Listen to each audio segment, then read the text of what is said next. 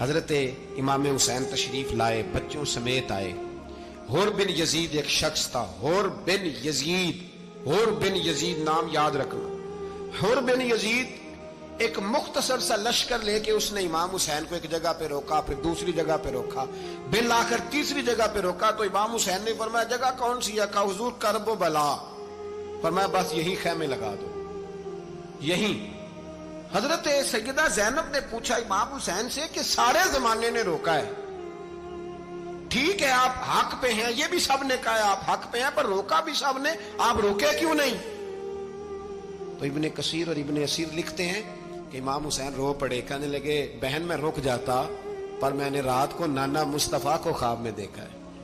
تو حضور نے فرمایا حسین اگر آج یہ رواج پڑ گیا نا یزید جیسے لوگوں کا تو قیامت تک پڑا رہے گا، پھر لوگ کہیں گے کوئی نکلا نہیں تھا تو ہمیں بھی نکلنا، پھر لوگ ظالموں کے سامنے گردنیں جھکانے کے عادی ہو جائے۔ میں کہتا رہتا ہوں، کہہ رہا ہوں، کربلا کی جنگ کفر اسلام کی جنگ نہیں، کفر اسلام کی جنگ نہیں کربلا کی، کیونکہ یزید تو بڑا پکا نمازی تھا، خطبہ دیتا تھا وہ تو۔ جب امام حسین رضی اللہ تعالیٰ عنہ نے کربلا کے میدان میں جمعے کا دن تھا تو یزید کے سامنے کو بات کرنی شروع کی، عمر بن سعد کے سامنے، تو عمر بن سعد کہنے لگا حسین زیادہ باتیں نہ کر، ہمارا جمعہ لیٹ ہو رہا ہے، جنگ کے لیے تیار ہو، فٹافٹ آ، اہل بیت نبوت کو قتل کریں گے اور قتل کے بعد پھر نماز پڑھیں گے اور پھر کہیں گے اللہم صلی علی محمد وعلی آل محمد، اسی نماز میں پھر درود بھی پڑھیں گے۔ یہ کیسا مرتبہ ہے، کیسا انداز ہے، دوستی قاتل سے بھی مقتول سے یارانہ بھی۔ حر بن یزید امام حسین سے کہنے لگا مجھے حکم ہے آپ کو روکنے کا، آپ آگے نہیں جا سکتے۔ امام صاحب نے فرمایا وجہ؟ زمین اللہ کی ہے۔ اس نے کہا آپ بیعت نہیں کر رہے، یزید کی حالات آپ کے حق میں درست نہیں ہیں، آپ نہیں جائیں گے۔ امام روک گئے۔ ظہر کی نماز کا وقت ہوا تو حضرت علی اکبر امام حسین کے بڑے صاحبزادے انہوں نے اذان ظہر پڑھی تو حر بن یزید کے لشکر نے امام حسین کے پیچھے نماز ادا کی۔ کہا بھئی تم مقابلے میں آئے ہو، نماز پیچھے پڑھتے ہو؟ کہا حضور مقابلہ تو تلواروں سے کر رہے ہیں پر ہمارا دل تو مانتا ہے نا کہ مصطفیٰ کا نواسہ بڑی شان والا ہے۔ حر بن یزید نے 3 نمازیں لشکر سمیت امام حسین کے پیچھے پڑھی ہیں، 3 نمازیں، ظہر اثر اور مغرب۔ پھر امام حسین کے سامنے شرائط پیش کی کہ آپ کو یہاں گھیر لیا گیا ہے، یہاں آپ بیعت کریں گے، یہاں آپ جنگ کریں گے، 2 ہی باتیں۔ امام حسین نے فرمایا نہیں بھائی بیعت تو میں نہیں کرتا، اس کے علاوہ تم جو کہتے ہو میں کرنے کو تیار ہوں۔ اس نے خط لکھا، عبید اللہ ابن زیاد کو ایک بندہ دوڑایا پیچھے، کوفے چند میل پہ کوفہ تھا، کہا وہ نہیں مان رہے، کیا کرنا ہے؟ تو حسین ابن علی ہے، میں زیادہ دیر انہیں روک بھی نہیں سکتا۔ انہوں نے پیغام دیا حر بن یزید کو کہ کرنا کچھ بھی نہیں، ان کا پانی بند کر دو، بلیک میل کرو، کھانا پانی نہیں ملے گا، چھوٹے چھوٹے بچے ہیں، خود ہی مان جائیں گے۔ حضرت امام علی مقام کے بارے میں حر کے پاس جب یہ پیغام آیا تو حر کہنے لگا میری طبیعت نہیں مانتی حسین پر پانی بند کروں، دل نہیں مانتا۔ جب یہ لفظ کہے نا دوبارہ تو پھر عبید اللہ ابن زیاد نے عمر بن سعد کو 10,000 آدمی دے کے بھیجا، کہا حر بن یزید لچک دکھا رہا ہے حسین کے حق میں۔ ایک رے کا علاقہ تھا، بڑی وہاں فصل ہوتی تھی، لوگ کوشش کرتے تھے وہاں کا گورنر بننے کی، کوشش کرتے تھے۔ تو عبید اللہ ابن زیاد کہنے لگا تمہیں رے کی گورنری ملے گی، سب سے سرسبز و شاداب علاقہ، تمہیں وہاں کا گورنر بنایا جائے گا اگر حسین کے خلاف لڑو گے۔ یہ اتنی زبردست ہوتی ہیں گورنریاں کہ گورنریوں کے لیے لوگ نسل رسول کے خلاف بھی نکل آتے ہیں، یہ اتنی تگڑی ہوتی ہیں، اتنی جلدی وفاداریاں بدلتی ہیں۔ امام حسین کو روک لیا گیا، عمر بن سعد نے روک لیا۔ 1 محرم کو امام آئے، 7 محرم تا روکا گیا، 7 محرم کو پانی بند کر دیا۔ جانور پانی پیتے تھے، گھوڑے پیتے تھے، کتے پیتے تھے، لیکن مصطفیٰ کے گھرانے کو پانی پینے کی اجازت، 3 دن تک پانی بند رہا۔ 9 محرم کو عمر بن سعد نے اور لوگ بلائے۔ شمر ایک بڑا سخت آدمی تھا، سنگ دل بدبخت، جس نے حضرت علی اصغر کے گلے پر تیر مارا تھا، وہ اور لشکر لے کے آیا۔ رات کو کہنے لگا امام حسین رضی اللہ تعالیٰ عنہ سے کہ بس بڑا ہو گیا، یہ 9-10 محرم کی درمیانی رات، یہاں آپ جنگ کریں گے یا آپ بیعت کریں گے، 2 ہی باتیں۔ امام حسین اندر گئے، سیدہ زینب سے مشورہ کیا، باہر آئے، فرمایا بات وہی ہے جو پہلے دن والی ہے۔ او بھائی بچے ساتھ ہو، सहरा का इलाका हो, तपती हुई रेत हो, इतने कठिन और सख्त हालात, चारों जानब मौत ही मौत, दूर दूर तक अपनों का नामो निशान कोई नहीं, और अकेले फैसला करने वाले इमाम हुसैन, बाकी सारे बच्चे हैं या औरतें, सारे बड़े अकेले। इमाम हुसैन रज़ी अल्लाह ताला अन्हु ने फरमाया, भाई बैत तो मैं नहीं करता, बाकी जो तुम्हारा प्रोग्राम है। शिमर और इब्ने साद कहने लगे फिर जंग के लिए तैयार हो जाएं। क्या अंदाज है इमाम हुसैन का। फरमाने लगे कल जंग करूंगा, मुझे पता तो है जंग का नतीजा क्या निकलना है, एक रात मुझे दे दो ताकि मैं खुल के अपने रब की इबादत तो कर लूं। हुसैन ने जाना है, मुझे पता है कल रिजल्ट 72 और 22,000 का क्या एक रात मुझे दो, मैं मालिक से राज न्याज तो करूं, मैं गोया उससे पूछूं तो सही कि मालिक मेरे वालिद भी शहीद हैं, भाई भी शहीद हैं, नाना को भी दुखों में देखा है, तो अब मेरी बारी है, तो मालिक मैं हाजिर हूं, मुझे मौका तो दो, इसलिए कि मेरे नाना ने बदर में भी सारी रात इबादत की थी, सुबह मुझे मौका दो। और दुनिया का उसूल है जब कोई मौका मांगता है तो दिया जाता है। ये दोनों कहने लगे कोई मौका नहीं। हुर बिन यजीद पीछे से बोला, कहने लगा नहीं, बदतमीजी ना करो, हुसैन को मौका दो, तुम्हें देना पड़ेगा। मौका दिया। हुर बिन यजीद ने फिर मिन्नत की, कहा हुजूर आप मेहरबानी करें मान जाएं। फरमाया मानने वाला खाता कोई नहीं। फरमाया मानने वाला खाता, बोलिए मानने वाला खाता, ये बड़ा मुश्किल काम है भाई। जमीर का सौदा अब तो आम हो गया, बाजार लगते हैं, रेट लगते हैं, अपनी अपनी चाहतों पे लोगों ने अपने अपने अंदाज सजाए हुए। कोई आदमी बस अच्छे तरीके से नाम ले ले तो बस हम उसके पीछे चल जाते। अब तो आम हो गया ये मामला। इमाम हुसैन ने फरमाया हो ही नहीं सकता, मुमकिन ही नहीं है। सारी रात इबादत में गुजरी, रियाजत में गुजरी। तहज्जुद का वक्त हुआ तो घर वालों को बुलाया, फरमाया देखना तुम्हारी सी की आवाज ना बाहर आए, खबरदार सी की आवाज ना आए। और इमाम ज़ैनुल आबिदीन से फरमाया तू बीमार है, तू जिहाद नहीं करेगा, लेकिन ख्याल रखना पीछे। और बड़ी कीमती बात बता रहा हूं, हमारी बीवियां किसी के घर मैयत हो जाए तो 4 दिन बुखार नहीं उतरता। इमाम अली मकाम ने सैयदा ज़ैनब से फरमाया तू बड़ी है, मेरी बहन है, पीछे सारे बच्चे हैं, जवान हैं, इनके हौसले तेरी जिम्मेदारी हैं। सुबह जंग का तबल बजने लगा, फजर की नमाज पढ़ी, सूरज चढ़ा, 10 मुहर्रम का दिन, जुमे का वक्त। जनाब सैयदना इमाम हुसैन रज़ी अल्लाह ताला अन्हु ने रेत पर सजदे किए, लंबे सजदे, लंबी नमाज। सूरत शम्स की आयात दूसरी रकत में पढ़ी तो सारा करबला गूंजने लगा। क्या अंदाज़े तकल्लुम था इमाम अली मकाम का। नमाज मुकम्मल हुई तो हुर बिन यजीद, अमर बिन साद और शिमर से कहने लगे वाकई हुसैन से लड़ोगे, पता नहीं कौन है। कुल्ला सालुकुम अलैहि अजरन, तुमने नहीं पढ़ा, इल्लल मवद्दत फिल कुर्बा, तुम्हारी आंखें बंद है। अल हसन वल हुसैन सय्यदु शबाब अहले जन्नह, तुम्हें नहीं पता। कहने लगा चुप कर, हुकूमत नजर आ रही है। और बिन यजीद कहने लगे फिर मेरा भी फैसला सुनो, मुझे हुकूमत नहीं चाहिए, मुझे जन्नत चाहिए, हुकूमत नहीं चाहिए। इमाम हुसैन की पहली फतह देखें, और बिन यजीद एड़ी लगा के ना यजीद के लश्कर से निकल के इमाम हुसैन के लश्कर में शामिल हो गया। और पहला शख्स जिसने इमाम हुसैन को रोका, इमाम हुसैन के नाम पर पहला सर भी इसी शख्स ने कटाया है। लेकिन यजीद की कब्र पे लानत भी कोई नहीं बरसाता, उसका महल था बहुत बड़ा। लेकिन जब लोग करबला में इमाम हुसैन को सलाम करने जाते हैं तो कदमों में हुर बिन यजीद का मजार भी बना हुआ है, उसको भी सलामी दी जाती है। और अब हम अकेला हुर बिन यजीद नहीं कहते, हम कहते हैं हुर बिन यजीद रदी अल्लाह ताला। अब हम इतनी ताजीम करते हैं उस हुर की। जनाबे इमाम हुसैन को मैदान में खड़ा किया गया, जिहाद का तबल बजा, पहले खुद्दाम आए।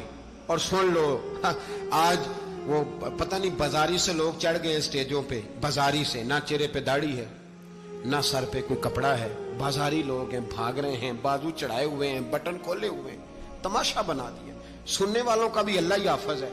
वो स्टेज पे ये अहले बैत की शान बयान करता है, भाग के उधर जाता है, ये कोई तरीका है।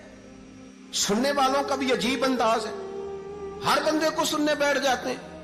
दीन मुहज्जब है, तहजीब वाला है, दलाइल रखता है, दीन वकार रखता है, ऐसे लोग अब दीन बयान करेंगे।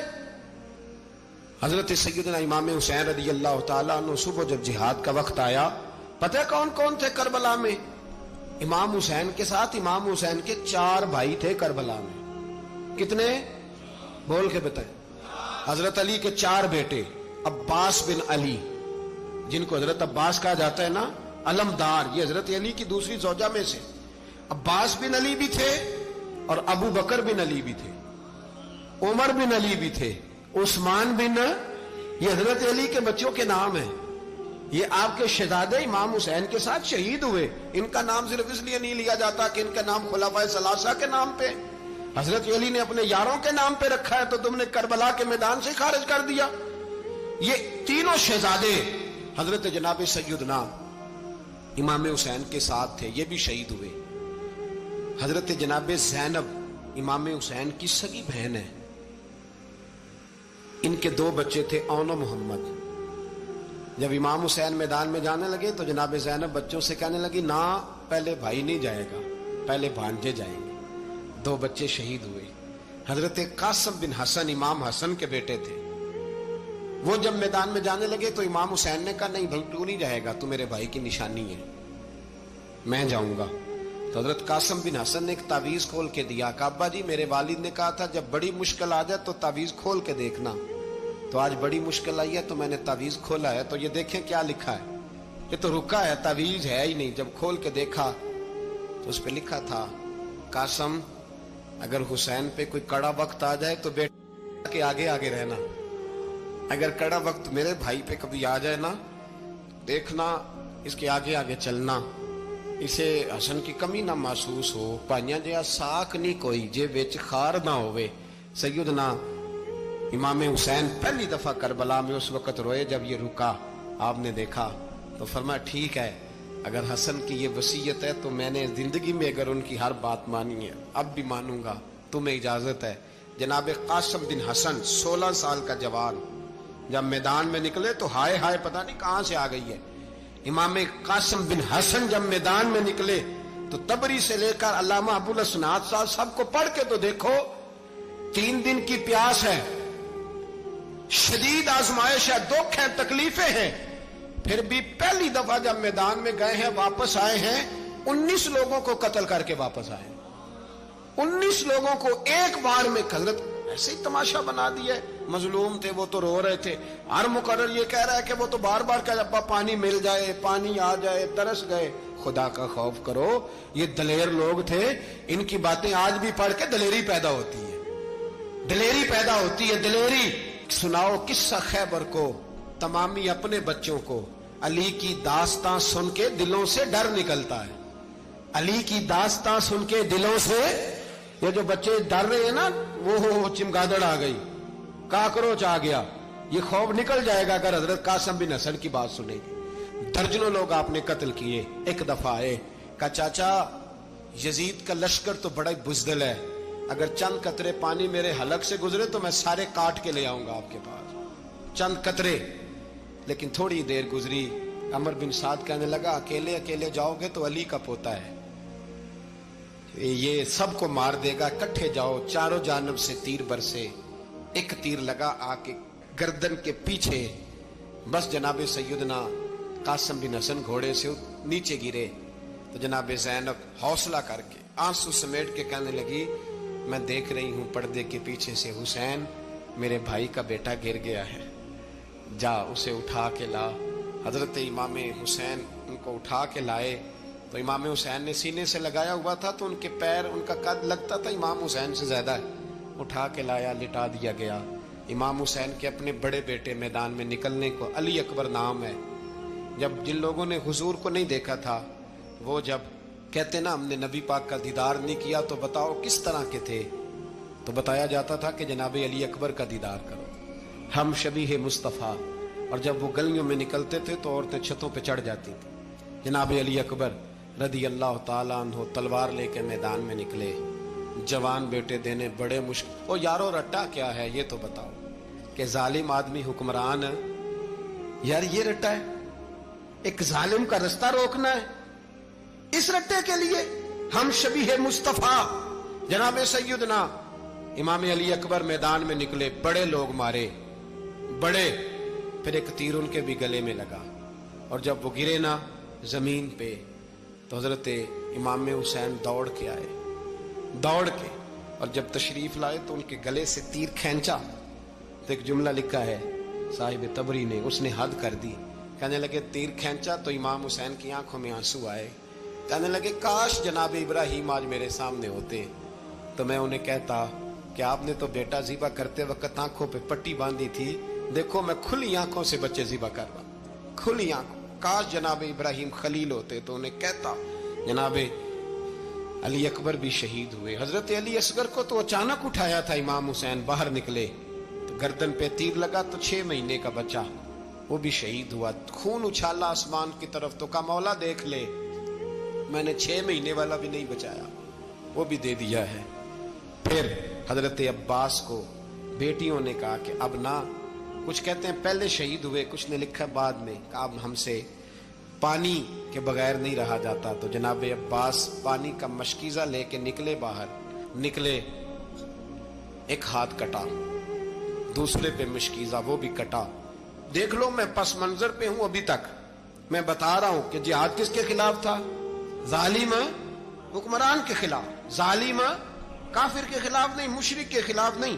हजरत इमाम हुसैन रज़ी अल्लाह ताला अन्हु ने हर जगह एक ही बात की कि यजीद शराबी है तो बच्चे कटवा दूंगा, शराबी को वोट। ये एक नहीं, हर किताब में यही लिखा, हर किताब में, हर मसलक की किताब। यजीद चूंकि मुजरे देखता है, रंडियों का नाच देखता है, बच्चे कटवा दूंगा, उसके हाथ में हाथ। इमाम हुसैन ने फरमाया चूंकि अल्लाह की हदों को तोड़ता है, हुकूकुल्लाह पामाल करता है, हुदूदुल्लाह, बच्चे कटवा दूंगा लेकिन उसके हाथ में हाथ। सारा दिन खुद मुजरा देखना और 10 मुहर्रम को 2 देगे पका के हुसैनी बन जाना, सारा साल खुद गंद मंद करना, शराबियों के साथ रहना और 10 मुहर्रम को 2 आंसू बहा के याद रखना। मैं हमेशा कहता हूं, फिर कह रहा हूं, जिसके मोबाइल में गंदे गाने हैं, गंद देखता है, शराबी कबाबी का सपोर्टर है, वोटर है, या मुजरे देखता है, आता जाता है, वो याद रखे कयामत में इमाम हुसैन का हाथ होगा, उसका गिरेबान होगा। हमसे न रकम होंगे कसीदे यजीद के, हम लोग तो हुसैन के सीरत निगार। हजरत अब्बास बाजू कटा, फिर पानी तो भर लिया था, ला ना सके, फिर गर्दन कटी तो शहीद हुए। बच्चों की भी शहादत हुई, पर जब उनका लाशा उठाया तो इमाम हुसैन कहने लगे मौला अब ना हुसैन की कमर कमजोर हो गई है, अब कमजोर हो।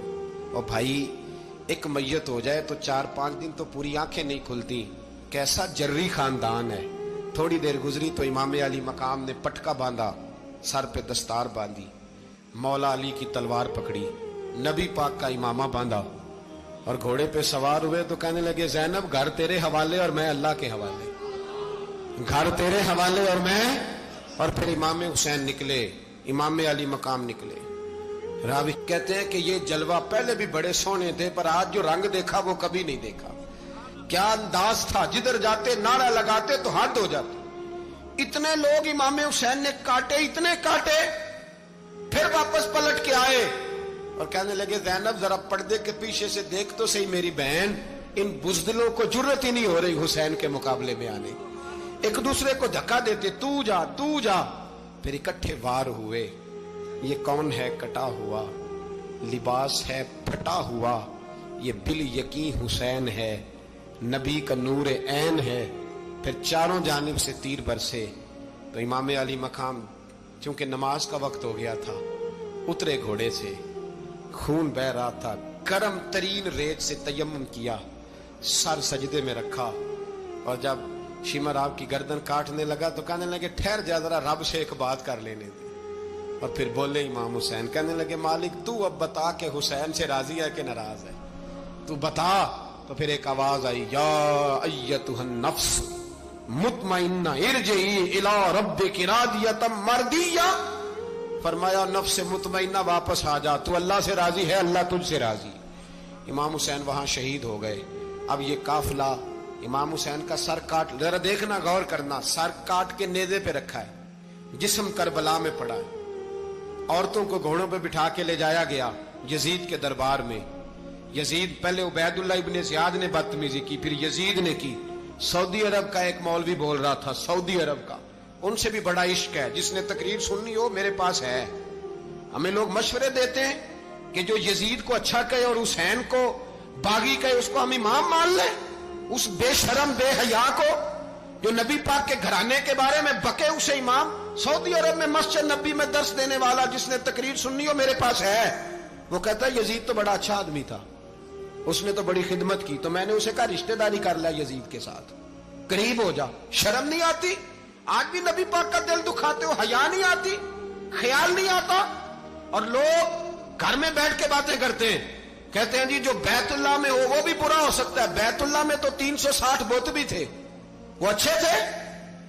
مدینے میں تو 360 منافق بھی رہے، پوری سورہ منافقون نازل ہوئی، وہ اچھے تھے؟ عجیب تماشا بنا دیا لوگوں نے مذہب کا۔ کہتا ہے یزید نے تو بڑی خدمت، تو عبید اللہ ابن زیاد نے قتل کیا۔ بے شرمو، اگر عبید اللہ ابن زیاد نے بھی قتل کیا تھا تو حکومت کس کی تھی؟ تو پھر یزید نے عبید اللہ ابن زیاد کو سزا کیوں نہیں دی؟ بلکہ ایک جگہ 2 گورنریاں دی اس کو، یہ حال کیا۔ بلکہ سنو کہ یزید چھڑیاں مار رہا تھا، چھڑیاں۔ امام حسین کے لبوں پہ تو نعمان بن بشیر صحابی تھے، بول پڑے، کہنے لگے او یزید بدبخت، ہاتھ پیچھے اٹھا، مجھے اللہ کی عزت کی قسم میں نے سینکڑوں بار نبی پاک کو ان ہونٹوں کو چومتے دیکھا ہے۔ حضرت جناب زینب عورتوں کے مجمع میں پیچھے ہو کے بیٹھی ہیں، یزید کے پاس جب پہنچا لشکر تو یزید کہنے لگا دیکھو اللہ نے مجھے عزت دی اور میرے مخالفوں کا کیا حال ہوا۔ تو بی بی زینب بول پڑی، اتنے صدمے سہے پر آواز توانا ہے، جاندار ہے، جاندار۔ ہمارا کسی بندے سے جائیداد کا رٹا نہیں، ہم تو چاہتے ہیں امت اکٹھی ہو جائے، لیکن جو بندہ نبی پاک کی ماں کو دوزخی کہے، حضور کے باپ کو جہنمی کہے، یزید کو امیر المومنین کہے، اس کے ساتھ اتفاق رائے کر لیا جائے، یہ مذہب ہماری سمجھ میں نہیں آتا، بالکل نہیں آتا، قطعاً نہیں ہماری سمجھ میں آتا۔ کیسے اتحاد کر لیا جائے؟ یہاں تو میرے بھائی جو ہمارے ابا کا مخالف ہو اس سے اتحاد نہیں ہوتا، اور جو نبی پاک کے والد کو دوزخی کہے اس سے اتحاد ہو جائے۔ کہتے ہیں جی وہ جی اتنی فرقہ واریت ہو گئی، ہم کس مسجد میں جائیں؟ 60 پارٹیاں پاکستان میں رجسٹرڈ ہیں جو الیکشن لڑتی ہیں، کبھی کسی بندے کو ٹینشن نہیں ہوئی کہ کس کے پاس جائیں کس کے پاس نہ جائیں، کبھی نہیں کو بولا کہ اب وہ بھی کھڑا ہو گیا، وہ بھی، کوئی ٹینشن نہیں۔ مذہب کی باری ٹینشن ہو جاتی ہے، اتنا بڑا مذہب ہوتا ہے بھائی، غلط بندے بھی آ ہی جاتے ہیں بیچ میں، تھوڑا پہچان کے چلنا پڑتا ہے صحیح کون ہے اور غلط۔ اور یہی تو ہمیں امام حسین نے بتایا ہے کہ مذہب کے اندر ہی تم نے شناخت کرنی ہے کہ بندہ ٹھیک کون ہے اور بندہ غلط۔ یہی تو کربلا ہے، یہی تو امام حسین نے بتایا، کفر اسلام نہیں، حق اور باطل۔ تو سمجھیے گا حضرت سیدہ زینب نے جب سنا نا کہ یہ کہہ رہا ہے کہ مجھے اللہ نے عزت دی، تو جناب زینب بولی، نعمان بن بشیر کہتے ہیں بی بی بولی، اتنے صدمے ہیں پر جناب زینب بولی اللہ اکبر، اس انداز میں بولی کہ پہلے قرآن مجید کی آیت پڑھی، کہنے لگی وَتُعِزُّ مَن تَشَاءُ وَتُذِلُّ مَن تَشَاءُ بِيَدِكَ الْخَيْرُ إِنَّكَ عَلَىٰ كُلِّ شَيْءٍ قَدِيرٌ۔ اور پھر کہنے لگی یزید تو بکتا ہے، کہتا ہے کہ تو عزت والا ہو گیا، یہ تیری حکومت ہے، 4 دن گزرنے دے، تجھ پہ کوئی لعنت بھی نہیں برسائے گا، اور میرے بھائی کا قیامت تک ممبروں میں اور خطبوں میں ذکر ہوا کرے گا، وقت گزرنے دے۔ جب جناب بی بی زینب بول رہی تھی تو حضور کے ایک نابینا صحابی پاس بیٹھے تھے، جناب نعمان بن بشیر کا ہاتھ ہلایا، ہلا کے کہنے لگے کیا علی آ گئے؟ تو علی کی آواز لگتی ہے، جبریل امی بول رہے ہوں جیسے، حکمت کے گوہر رول رہے ہوں جیسے، دربار دمشق میں بی بی زینب کا خطاب، منبر پہ علی بول رہے ہوں جیسے۔ میرے بھائی بس کربلا والا قافلہ تو مدینے پہنچ گیا، 3 سال یزید نے حکومت کی، شرابیں عام ہو گئیں، مکے پہ حملہ ہوا، خانہ کعبہ کا غلاف جلا، مدینے پہ اس نے حملہ کیا، 3 دن مسجد نبوی میں اس نے گھوڑے باندھے، مسجد نبوی میں صحابہ کو نکال کے اپنا اس نے امام مقرر کیا، لیکن پھر امت نے اسے قبول نہ کیا، پھر وہ رسوا ہوا اور آج تک وہ رسوا ہے۔ لیکن امام حسین کا نام کل بھی زندہ تھا اور آج بھی۔ درس یہ ہے، پیغام یہ ہے، پیغام یہ ہے، یاد رکھو موت تیزی سے آ رہی ہے، ہمارے ساتھ والے دائیں بائیں والے سب چلے گئے، اسی طرح نمبر لگے گا، ایک دن اعلان ہوگا، ضمیر کے قیدی بن کے زندگی نہ گزارو، بالکل نہ گزارو، یہ تھوڑی سی زندگی ہے، دنیا سجن المومن، حق بات کرو، حق پہ ڈٹنا سیکھو، دین سمجھو، خبردار رسول پاک صلی اللہ علیہ وسلم کے دین میں ظالم، جابر، فاسق، فاجر کی کوئی گنجائش قطر نہیں ہے۔ اپنے آپ کو سمیٹو، اپنے آپ کو سنبھالو، دین میں اپنا کردار ادا کرنے کی کوشش کرو، دین طلب کرتا ہے ہم سے کہ ہم نے دین کو کیا دیا ہے. امام حسین نے سارا گھرانہ دین کے لیے دے دیا. ہمارا جو بچہ کسی کام کا نہیں رہتا اسے مدرسے داخل کراتے. ہم نے دین اتنا کمزور کر دیا ہے کہ عالم اگر شور نہ کریں، عالم اگر شور نہ کرے، زور نہ کرے، گھٹن والا ماحول ہو گیا. مذہب کی پوزیشن کمزور کر دی. اب جہاں تک اس بات کا تعلق ہے جی فرقے ہو گئے، تو میرے بھائی یہ کوئی اتنی خطرناک بات ہے، یہ کوئی اتنا مشکل معاملہ نہیں ہے. یہ تو امام حسین نے بتا دیا تھا کہ یزید کے طور پر ایک غلط فرقہ کھڑا ہو گیا ہے، لہذا اس کا مقابلہ کرنا ہے. اس میں کوئی بری بات ہے؟ لیکن ایک سبق ہے بزرگوں کا کہ اگر سچی بات بھی نہیں کرنی تو پھر اس منبر کا حق ادا نہیں ہوتا. جو سچ بولے وہ حسینی ہے، جو ظالم کے سامنے کھڑا ہو جائے وہ حسینی ہے. جو مصلحت کوش ہو، جو کہے ٹائم نہیں، گراؤنڈ ریالٹی نہیں، حالات نہیں، طبیعت نہیں، موقع نہیں، تو ابھی امام حسین کے پیغام کو نہیں سمجھا.